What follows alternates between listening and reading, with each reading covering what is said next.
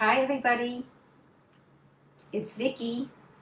I'm here for my Wednesday night Q&A live, and so happy to see you. I hope you're doing okay. I hope you're holding up okay. I'm doing not too bad, in spite of the fact that it's unbelievably hot here in Montreal today. But I'm hanging in there. And as always, we have great questions, and as always, I feel so badly that I can't answer all of them. But we have a lot to cover tonight. We have a lot of ground to cover. And we're starting off with a question from Mary Helen, and I want to say hi, Mary Helen. And the question is, do I have to give up my friendships with my runaway husband's family members to truly get over him? Everyone seems to be in agreement about no contact with the runaway husband to truly heal and move forward. But his family all still love me. And we see each other and talk on the phone. I'm in a small town. I've known his family longer than we were together. His sisters were so supportive. Is continuing these relationships harmful or detrimental to me forgetting about him? And there's a real easy answer to that, Mary Helen, which is don't give up that friendship and don't give up those relationships. If you're enjoying them, it doesn't mean that it's going to prolong your recovery from your husband leaving. And particularly if it's so meaningful to you and you live in a small town and you're going to see them, and it would be a terrible disruption for you to sort of block them out. So, we make suggestions like no contact as being a healthy way to move forward, but each person has to really determine what's best for her. And in this case, from the way you described this story, it really seems as though staying in contact with your ex-husband's family members is the way to go. So I'd say stick with it. Sounds great. Next question is from LaDonna. And the next two questions are about a topic that's so profound, which is the shock about how your husband has changed. And the question, was he always like that, or did some shift take place in the past number of months? So LaDonna asks, being that my ex-husband became an entirely different person in this scenario with terrible behavior I'd never witnessed from him before, do you feel there may be hormonal or psychiatric matters pertaining to a full-blown male midlife crisis phenomenon? Great question. It feels like that.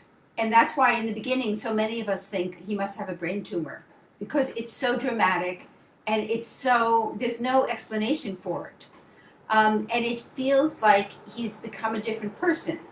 And and LaDonna's seeing behavior that she'd never seen from him before.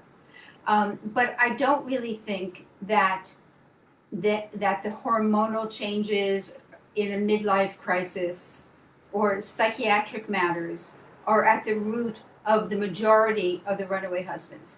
Definitely a lot of them are experiencing what we might call a midlife crisis, and we do know that there are hormonal changes that take place in men at midlife, sort of like menopause in women is called andropause in men, where their testosterone level starts to drop and they start to feel worried about their performance, and a lot of changes take place.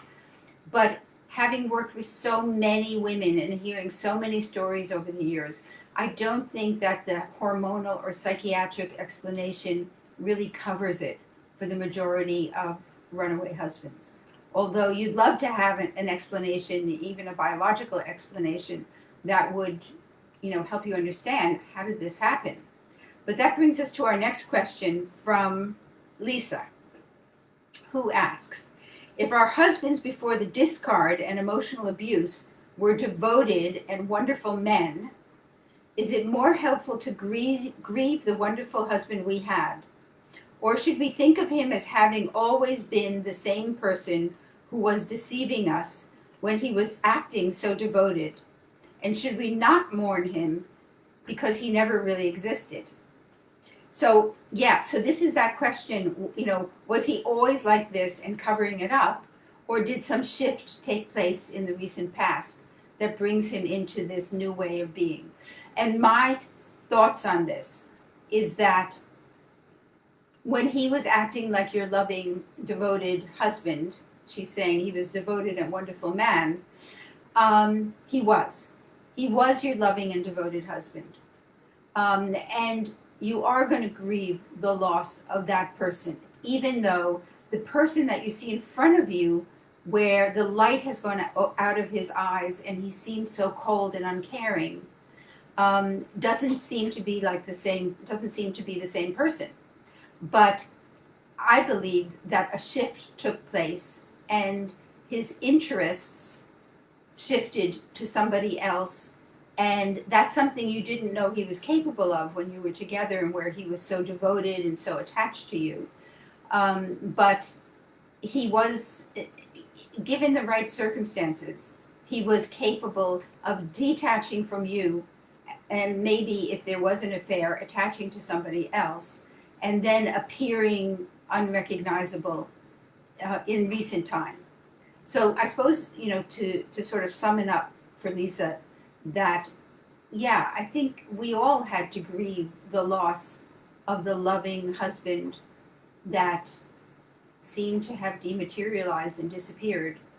And it's really weird. I get that. So the final question is from Kimberly, and she says, since so much of what is recommended for women going through this is to get out, be social, join clubs, and do things to keep yourself active, how do we do all that with the COVID-19 lockdown? I actually feel like the progress I made earlier has been erased by the isolation. And this is definitely the case. I think a lot of people feel we're under so much strain and we're struggling so much, and life is so weird and unrecognizable. And you can't go out and meet with friends and sit in a restaurant in many parts of the world. And you can't join a club or go to an event or go to a lecture or keep busy or hang out at your friend's house. For many of us, these things are still off limits and probably will be for quite a long number of months. So I think that it's to sort of cut yourself some slack and recognize that if you feel like you're backsliding, it's okay. You'll make up the time, you'll make up your progress again. When we can finally get out of confinement and get out of the quarantine, and see our friends and go to a movie and get distracted. Because the big problem with quarantine is that you're home alone with your thoughts day and night. And so it's very hard to keep striving forward and moving forward.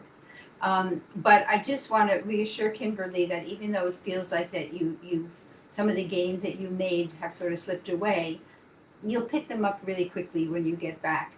And in the interim, there's so much going on the internet. There are so many podcasts. There are so many webinars. So many things you can learn how to knit or play the guitar or some, hobbies that you might want to pick up or be involved in an online group of some sort.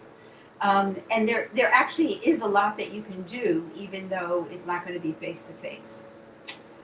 So that's it for tonight. Lovely seeing you all. I hope you're doing well, sending lots of love, and I'll see you next week.